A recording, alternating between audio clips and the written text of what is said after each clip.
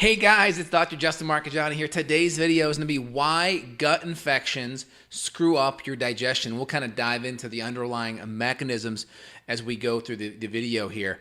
Before we do, smash that like button. Really appreciate it. Put your comments down below. Really want to know your thoughts on this as well. And hit that bell so you get notifications of great new content coming your way. So anytime you create stress, so there's emotional stress, kind of like outward things happening in the world, happening in your brain, life, relationships, finances, that can obviously impact your nervous system. That can create a sympathetic nervous system response, kind of that fight or flight. Gas pedal, right, is going to be the sympathetic fight or flight. The brake, the relaxation, the slow down, that's the parasympathetic. So any outward stressors can cause more a gas pedal, which is that sympathetic kind of fight or flight nervous system response, and that allocates resources. Those resources go to the arms, the legs, to fight, to flee, to run, to deal with stress, and that blood flow moves away from the intestinal tract, thus decreasing digestive secretions, hydrochloric acid levels, and enzyme levels as well. Because why? When you're dealing with stress, your body doesn't want to be worrying about digesting and breaking down foods, right? So there's that component. Then we have internal stress. So of course, when stress is closer to the intestinal tract, i.e. H. pylori or SIBO, bacterial overgrowth, gut infections, fungal overgrowth, the more we have stress close to the intestinal tract, it's going to have a major effect on how we digest and break down foods. So we know that when we're stressed emotionally, we tend to not have an appetite. You get in a fight with your spouse, you don't want to eat. You're like, my appetite's done. It's spoiled, right? You watch a scary scene on TV, you're stressed, your appetite goes away. Well, now when you have inflammation in your intestinal tract from maybe gluten or some processed sugar or grains, right? That's creating stress. And maybe we have internal stress from H. pylori or an infection like I mentioned earlier.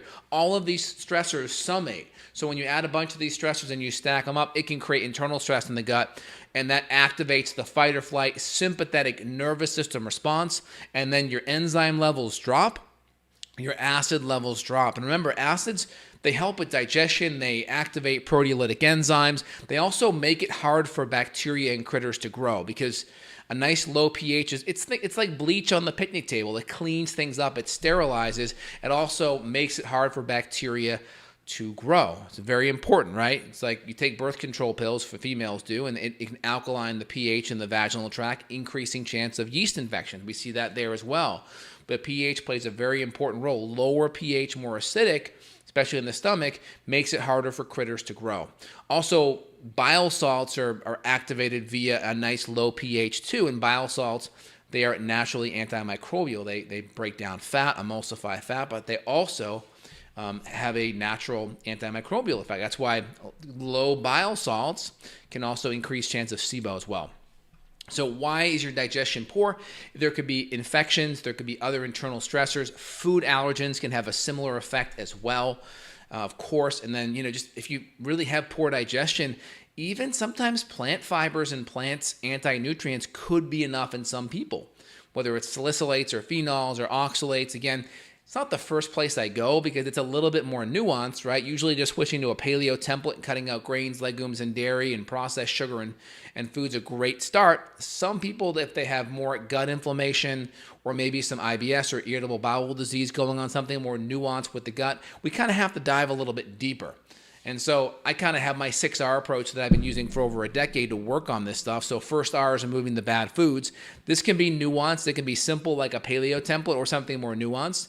We're replacing enzymes and acids and bile support so we can break down our foods better. That's the second R. We may add in some motility enhancing support there too. Third R, we're repairing the gut lining and the hormones. And that's important. If the gut lining is very inflamed, we got to heal the gut lining. If we have very low adrenal or thyroid issues, that may make it hard for us to generate energy, to engage in anabolic metabolism, to put out the fire of inflammation. Fourth are removing infections. So we go after microbes, whether it's H. pylori or SIBO or fungal overgrowth or maybe parasitic infections. So really important first step. Fifth are repopulate, reinoculate good bacteria. Really healthy, good probiotics, very important. We always want to do the weeding and then do the seeding afterwards, right? We want to get our car washed and then waxed. There's an order of operation there, okay? Most people to take the fourth R, the remove R, and they want to do that first. It's the biggest mistake. And then 6R is retesting to make sure that we are infection-free, make sure there's no other lingering infections present, and also to make sure we knocked it out in the first place. So again, this is Dr. J here. Hope you're enjoying today's video. If you are, put your comments down below. If you want to reach out and work with myself or my colleagues, link down below as well. Make sure you hit the thumbs up button. Really appreciate it. And we'll open it up for a couple of questions here for y'all too, okay? Links down below if you want to dive in deeper with myself. K. Gupta writes in, last week I have diarrhea in the morning and constipation rest of the day. This is happening every day for 1 week, no apparent reason. What do you think might be the reason? So if it's just happening in the morning out of the blue for the last week, it could be number one, are there any new foods? Any new food allergens you could have eaten? That's number one. Number two, did you eat any bad food where you got sick? What happened the first day you got diarrhea? Did you get any food that was questionable? So either a food allergen or a gut bug. And obviously there could be some significant stressor that also may have shut down your digestion. It's hard to say. Those are a couple of things I just kind of throw out of the gates. When people have gut infections, you know, there are some people that are like, hey, I went to Mexico, I went to Indonesia or Bali, and I ate this meal, and man, I had loose stools, and I felt so bad, and I'm still recovering. I've never been the same since, right? And then we have a very delineated history where we can say, yeah, something happened there. And then others, it's like, yeah, over time, I just was stressed, and there's no really acute pattern. Everything just kind of happened very slowly. And most people are like that, where a lot of their symptoms happen slowly, and it's hard to connect where the infection plugged into their history. But usually there's some level of an infection, and a lot of times it's opportunistic, where it's there, but as your immune system gets weaker because of stress, because of poor diet, because of sleep, whatever, now that infection starts to wear on your body and stress you out more. Of course, it can always be acute too, right? It can happen both sides.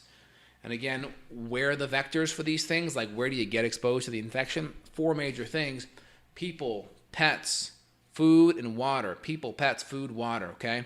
So obviously, intimacy and interacting with other people on an intimate level. Pets, if you lick your pet, let your pet lick your face, things like that, right? They're licking the other dog's butt, they're licking your face. It's always possible there. Water, bad water, right? You know the song, Don't Drink the Water in Mexico. And then food, of course, like bad sushi, questionable food, all that stuff is going to be a big reason why you may get infected. Questions so far? A friend is extremely tired and at 6 in the evening, so much so he goes to bed at 7 but wakes up at 2 a.m. and can't get back to sleep. How to correct this? That's an adrenal issue. So get your adrenals looked at. There's probably some aberrant cortisol rhythm. So of course, fix the diet, fix the blood sugar stuff. That's important, but you need to get on adrenal program. So how to get the adrenals tested? Yeah, so blood oxygen's very low. There could be an anemia. I don't know how poor someone's diet is, right? If someone's diet's poor, if their blood sugar's up and down, all of that can create stress. Is it possible to have ulcerative colitis with that episode? I mean, ulcerative colitis is an irritable bowel disease. Usually that happens chronically. That's like happens over, decades. I doubt that would have happened acutely. I would look at foods and other stressors like I mentioned before. What causes dandruff dermatitis? So that's seborrheic dermatitis. Typically fungus, typically candida. And yes, it is fungal overgrowth, yeah, and hormonal imbalances can predispose to that, especially more vaginal, like birth control pill and stuff like that can for sure. So you have to look at the gut. If it's in your hair, topically hit it with a good herbal tea tree oil shampoo. I like one by ART Naturals or Purely Northwest. There's a company called, I think, Maple Organics makes one too that's really good. And then fix the gut. Work on the gut stuff too. If your gut's doing really good, it may just be a topical thing too.